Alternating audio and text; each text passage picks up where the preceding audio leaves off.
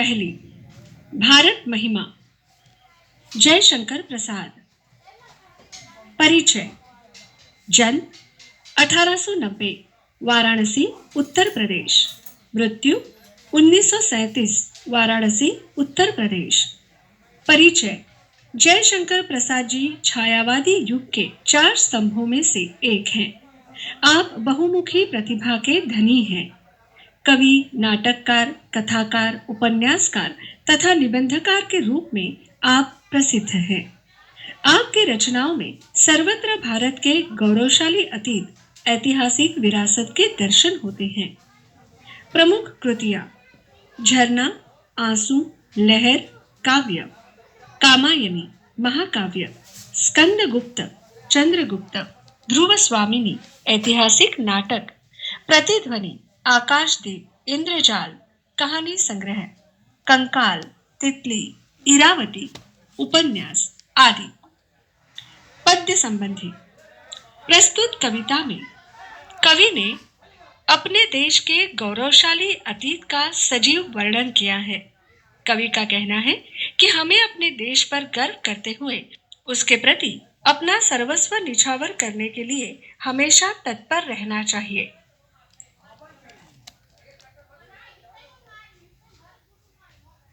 हिमालय के आंगन में उसे किरणों का दे उपहार, उषा ने हंस अभिनंदन किया और पहनाया हीरक हार।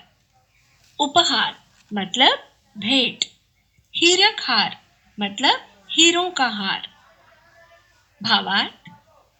भारत की महिमा का गुणगान करते हुए कवि जयशंकर प्रसाद कहते हैं कि हिमालय पर्वत के आंगन में उषा ने हंसकर किरणों का उपहार दिया।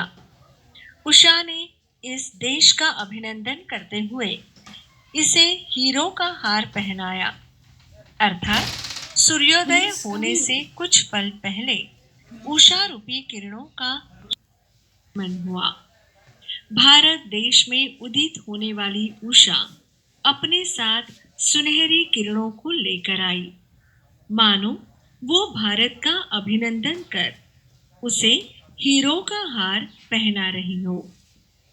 जगे हम लगे जगाने विश्व, लोक में फैला हीर आलोक। व्योमतम पुंज हुआ तब नष्ट, अखिल संस्कृति हो उठी अशोक। आलोक मतलब प्रकाश। व्योमतम, व्योम मतलब आकाश, तम मतलब अंधेरा, संस्कृति मतलब संसार, अशोक मतलब शोक रहित। भावार्थ। उषा के उदित होते ही सभी भारतीय ज्ञान रूपी किरणों के साथ नींद से जाग गए। वे सिर्फ जागे नहीं, बल्कि उन्होंने दुनिया में व्याप्त अज्ञान रूपी अंधकार को दूर करके सभी को जगाया। इसी तरह समस्त संसार में ज्ञान रूपी प्रकाश फैलने का पुनीत कार्य भी किया।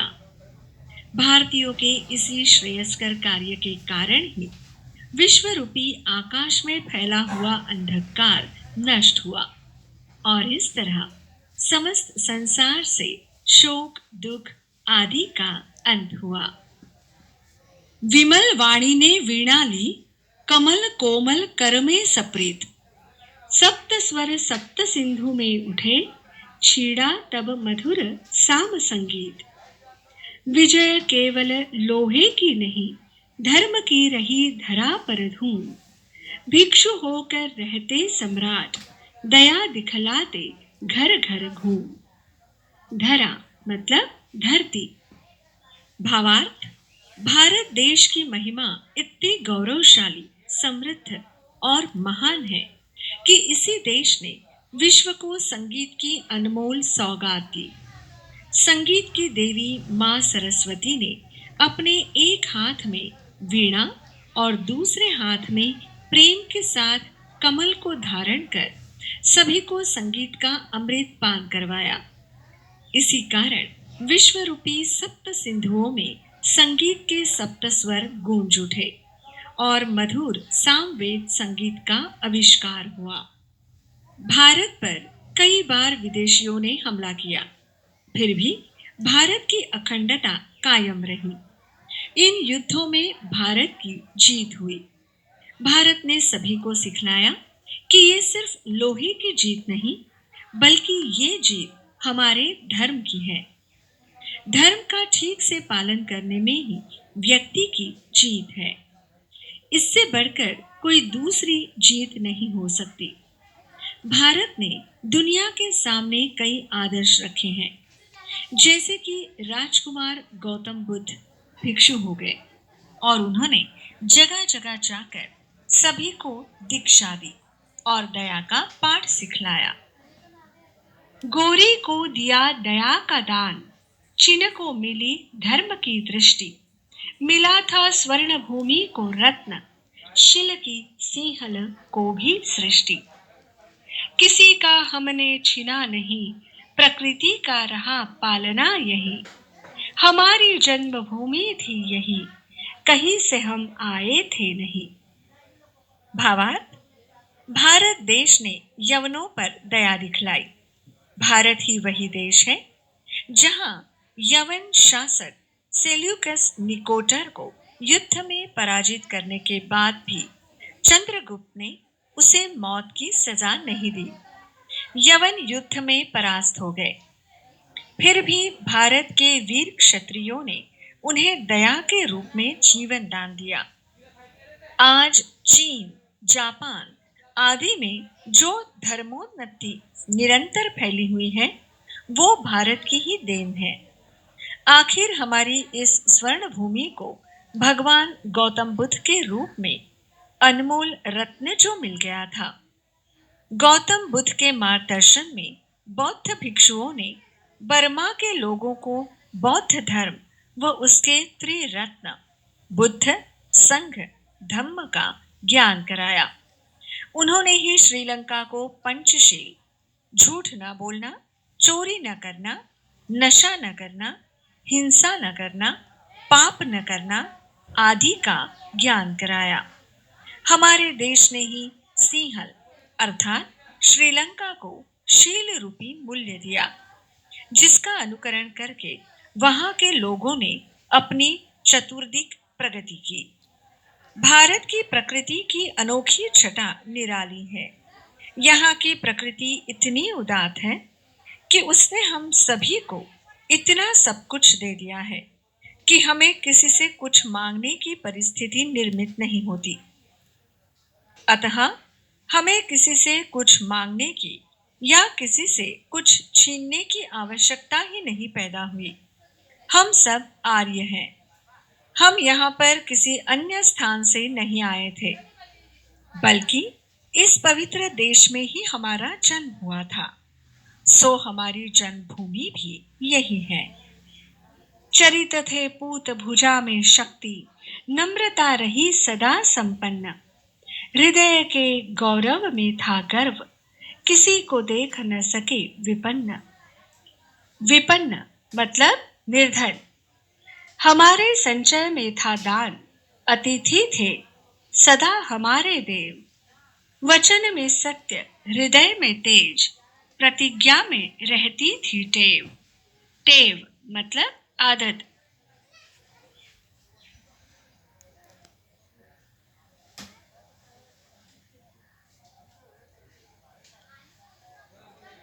के मतानुसार भारत देश को सोने की चिड़िया कहा जाता था। हमारे पास धन धान्य की कमी नहीं थी। इसी कारण दान करने में हम पीछे नहीं हटे। अतिथि देवो भवः की संकल्पना का भारतवासियों ने पालन किया। भारत माता के पुत्र वचन को महत्व देते थे। जैसा कहते थे वैसा करते भी थे। उनके वचनों में सत्यता थी, हृदय में तेज था और उनकी प्रतिज्ञा भी दृढ़ हुआ करती थी। वही है रक्त, वही है देश, वही साहस है, वैसा ज्ञान, वही है शांति, वही है शक्ति, वही हम दिव्य आर्य संतान। जिए तो सदा इसी के लिए, यही अभिमान रहे यह हर्ष, निछावर कर दे हम सर्वस्व, हमारा प्यारा भारतवर्ष। निछावर करना मतलब अर्पण करना, समर्पित। भावार्थ, हम भारतवासी अपने अतीत के गौरव को कैसे भूल सकते हैं। आज इतने युगों बाद भी हम उसी भारत देश के निवासी हैं। आज भी हमारी रगों में वही रक्त है, वही साहस है, वही शांति एवं वही ज्ञान विद्यमान है। आखिर हम वही दिव्य आर्य संतान हैं, जिसने वर्तमान भारत में भारतीयता को जीवित रखा है। हमारे अंतर्मन में आज भी शांति व सामर्थ्य निहित है। आज हम सभी भारतवासी देश के गौरव एवं उनकी अस्मिता को बरकरार रखने के लिए सदैव तत्पर रहते हैं। इसी कारण हम प्रगति पथ पर हैं और बड़ी खुशी के साथ हमें इस बात का अभिमान है।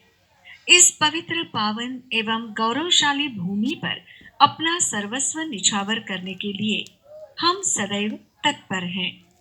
आखिर ये हमारा प्रिय भारतवर्ष है, जिसके लिए हम सभी अपना सर्वस्व न्यौछावर करने के लिए सदैव तत्पर हैं, रहे थे, रहे हैं और रहेंगे। कविता पहली। भारत महिमा। हिमालय के आंगन में उसे किरणों का दे उपहार। उषा ने हंस अभिनंदन किया और पहनाया हीरे का हार। जगे हम लगे जगाने विश्व, लोक में फैला फिर आलोक। व्योमतम पुंज हुआ तब नष्ट, अखिल संस्कृति हो उठी अशोक। विमल वाणी ने वीणा ली, कमल कोमल कर में सप्रीत। सप्त स्वर सप्त सिंधु में उठे, छिड़ा तब मधुर साम संगीत। विजय केवल लोहे की नहीं, धर्म की रही धरा पर धूम। भिक्षु होकर रहते सम्राट, दया दिखलाते घर घर घूम। गोरी को दिया दया का दान, चीन को मिली धर्म की दृष्टि। मिला था स्वर्ण भूमि को रत्न, शील की सिंहल को भी सृष्टि। किसी का हमने छीना नहीं, प्रकृति का रहा पालना यही।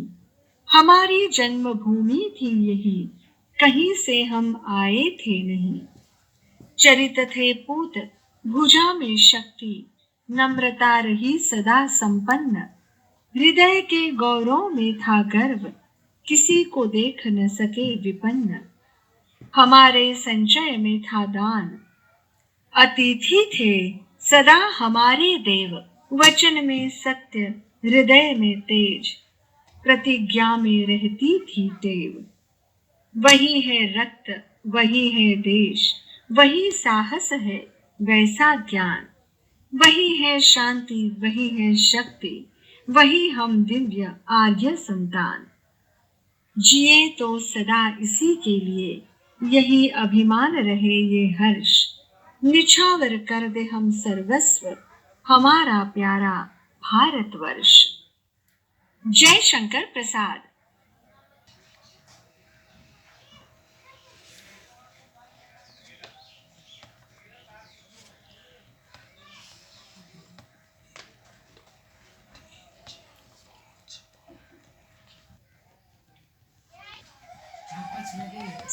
स्वाध्याय।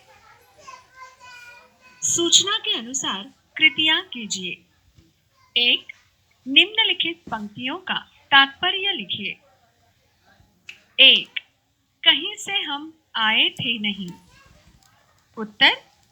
प्रस्तुत पंक्तियों का आशय ये है कि भारतीय आर्य वंश के हैं। भारत की भूमि उनकी जन्म भूमि है। इसी पुण्य भूमि के वे मूल निवासी हैं, न कि कहीं से आए हुए विदेशी। 2. वही हम दिव्य आर्य संतान। उत्तर। प्रस्तुत पंक्तियों का आशय ये है कि हम आर्यव्रत आर्यों की दिव्य संतान हैं। हमारी रगों में आर्यों के समान ज्ञान, साहसी रक्त विद्यमान है। हम उन्हीं आर्यों की संतान हैं जिन्होंने भारतीयता को जीवित रखा है। 2. उचित जोड़ियां मिलाइए। संचय, सत्य, अतिथि, रत्न, वचन, दान, हृदय, तेज, देव। उत्तर 1. संचय, दान। 2. सत्य, वचन। 3. अतिथि, देव। 4. हृदय, तेज। 3. लिखिए। 1. कविता में प्रयुक्त 2 धातुओं के नाम। उत्तर हीरा, लोहा। 2. भारतीय संस्कृति की 2 विशेषताएं। उत्तर संचय में दान, अतिथि देव स्वरूप। 4. प्रस्तुत कविता की अपनी पसंदीदा किन्हीं 2 पंक्तियों का भावार्थ लिखिए। उत्तर विद्यार्थी स्वयं अपेक्षित उत्तर लिखेंगे। 5. निम्नलिखित मुद्दों के आधार पर पद्य विश्लेषण कीजिए। 1. रचनाकार का नाम। उत्तर जयशंकर प्रसाद। 2. रचना का प्रकार। उत्तर छायावादी आधुनिक काव्य। 3. पसंदीदा पंक्ति। उत्तर हिमालय के आंगन में उसे किरणों का दे उपहार, उषा ने अभिनंदन किया और पहनाया हीर कहार। 4. पसंदीदा होने के कारण। उषा ने अभिनंदन किया और पहनाया हीर कहार। 4. पसंदीदा होने के कारण। उत्तर सूर्योदय होने से कुछ पल पहले उषा रूपी किरणों का हिमालय के आंगन में आगमन हुआ। भारत देश में उदित होने वाली उषा अपने साथ सुनहरी किरणों को लेकर आई, मानो वो भारत का अभिनंदन कर उसे हीरों का हार पहना रही हो। इसमें कवि ने मानवीकरण अलंकार के माध्यम से भारत की प्राकृतिक सुषमा का जो मनोहारी वर्णन किया है वो अद्भुत व अतुलनीय है। अतः ये पंक्तियां मुझे अत्यंत प्रिय हैं।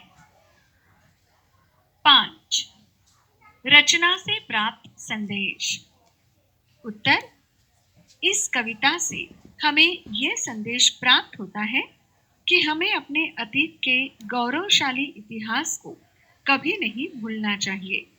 हमें अपने देश पर गर्व होना चाहिए और इस पर अपना सर्वस्व न्यौछावर करने के लिए सदैव तत्पर रहना चाहिए।